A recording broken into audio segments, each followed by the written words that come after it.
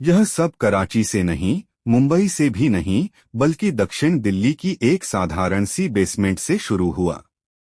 वहां एक टिमटिमाती fluorescent light के नीचे एक मेज थी, जिस पर सैटेलाइट इमेज कॉल लॉग्स और कॉफी के दागों वाले फाइलों का ढेर पड़ा था। कमरे में सन्नाटा था, सिर्फ एक ट्रैकबॉल माउस की क्लिकिंग की आवाज आ रही थी, जिसे एक ऐसा आदमी चला रहा था जिसने पिछले 16 घंटों से धूप नहीं देखी थी। उसकी स्क्रीन पर कराची के क्लिफ्टन इलाके की सैटेलाइट फीड जूम की गई थी। एक इमारत अलग दिख रही थी, इसलिए नहीं कि वो कुछ दिखा रही थी, बल्कि इसलिए कि वो कुछ भी नहीं दिखा रही थी। यह भारत का सबसे नाजुक बिल्ली और चूहे का खेल था, और यह चूहा कोई आम भगोड़ा नहीं था। दाऊद इब्राहिम, भारत का सबसे वांछित अपराधी, ड्रग लॉर्ड, आतंकवाद का फाइनेंसर, 1993 मुंबई बम धमाकों का मास्टरमाइंड। 2 दशकों से ज्यादा वो अंतर्राष्ट्रीय कूटनीति की दरारों से बचकर निकलता रहा, एक पड़ोसी देश की छाया में सुरक्षित। आधिकारिक रूप से वो पाकिस्तान में मौजूद नहीं था, लेकिन अनाधिकारिक रूप से वो समंदर के किनारे बनी एक आलीशान कोठी में रह रहा था, आईएसआई की सख्त सुरक्षा में, बुलेट प्रूफ काफिलों में घूमता हुआ, केवल अनट्रेसेबल फोन से बात करता हुआ, और सैटेलाइट के ऊपर से गुजरते ही पूरी तरह से गायब हो जाता था। भारत उसे गिरफ्तार नहीं कर सकता था, कम से कम विदेशी जमीन पर नहीं, बिना जंग के नहीं। लेकिन उसे ट्रैक करना, वो एक अलग तरह की जंग थी।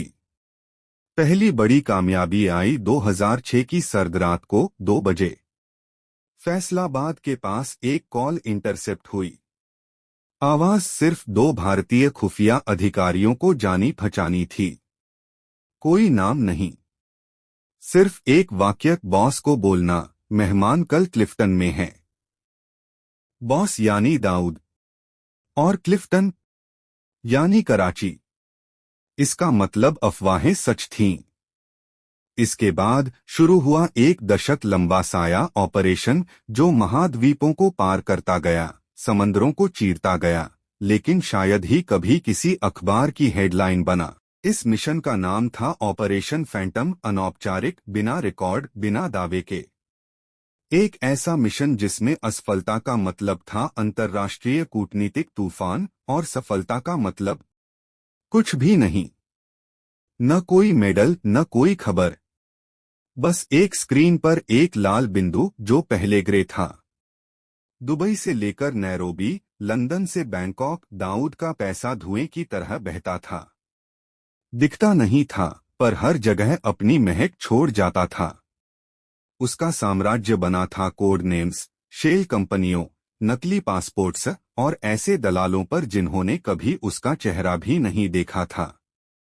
लेकिन भारत की खुफिया एजेंसियों ने उस धुंध से धागे बुनने शुरू कर दिए। दुबई में एक कोरियर 12 घंटे गायब रहा। टेक्सटाइल्स लेबल वाला एक कार्गो कभी नहीं पहुंचा। कराची के एक शादी के निमंत्रण में जो वेन्यू लिखा था, वो असल में था ही नहीं। एक एक सुराग का अलग से कोई मतलब नहीं था।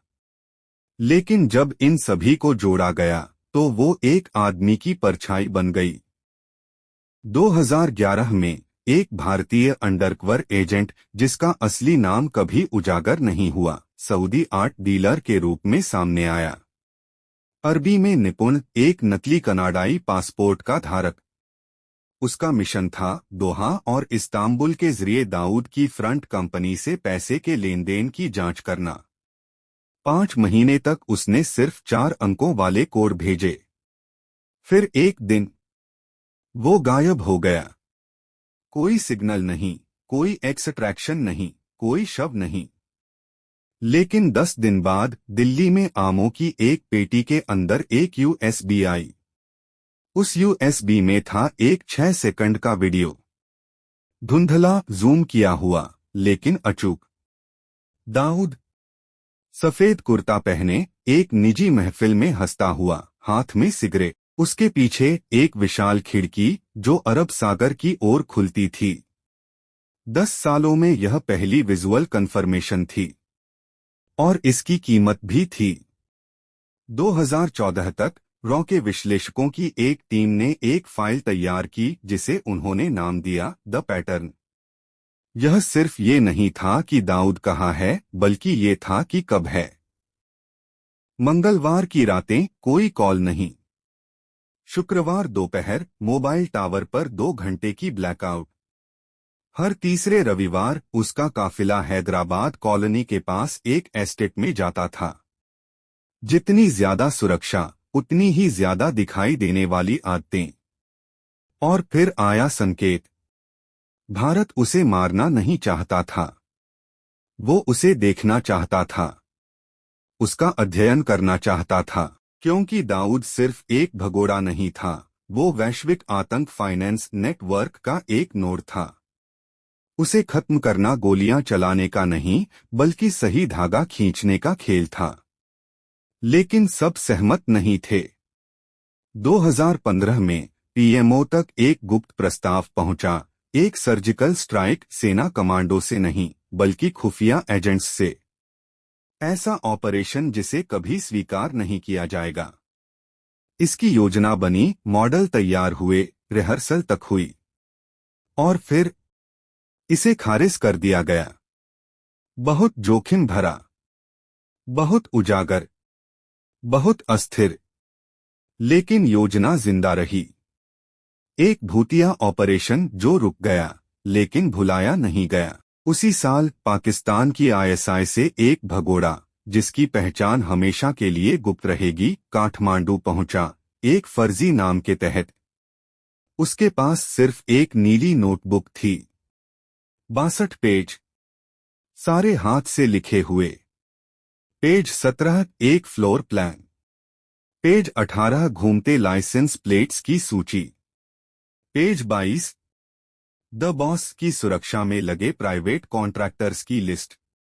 यह दाऊद की सुरक्षा घेरा तोड़ने के सबसे करीब की जानकारी थी, और इसने भारत की वर्षों पुरानी आशंका को सही साबित किया। वो छुपा नहीं था, वो सुरक्षित था। तो फिर आप ऐसे आदमी को कैसे पकड़ते हैं जो अदृश्य हो? आप उसे नहीं पकड़ते, आप उसकी परछाई पकड़ते हैं। 2018 तक भारत की वित्तीय खुफिया एजेंसियों ने चुपचाप हांगकांग, मॉरिशस और युगांडा में स्थित अकाउंट्स को फ्रीज कर दिया, जो दाऊद के साथियों द्वारा चलाए गए शेल फर्म्स से जुड़े थे। कोई घोषणा नहीं हुई, कोई छापा नहीं पड़ा, लेकिन उसके साम्राज्य में घबराहट फैल गई। फोन नंबर बदले गए, उड़ानें रद्द हुईं। अफगानिस्तान से यूएई तक का एक पूरा स्मगलिंग रूट 3 हफ्तों में ध्वस्त हो गया। और फिर भी किसी ने उसका नाम सार्वजनिक रूप से नहीं लिया।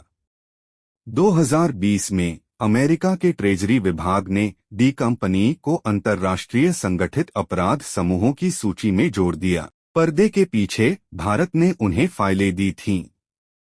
सारी नहीं, बस उतनी जितनी काफी थीं, ये बताने के लिए कि हमें पता है वो कहाँ है। लेकिन सच्चाई ये है कि भारत का मकसद दाऊद को गिरफ्तार करना कभी था ही नहीं।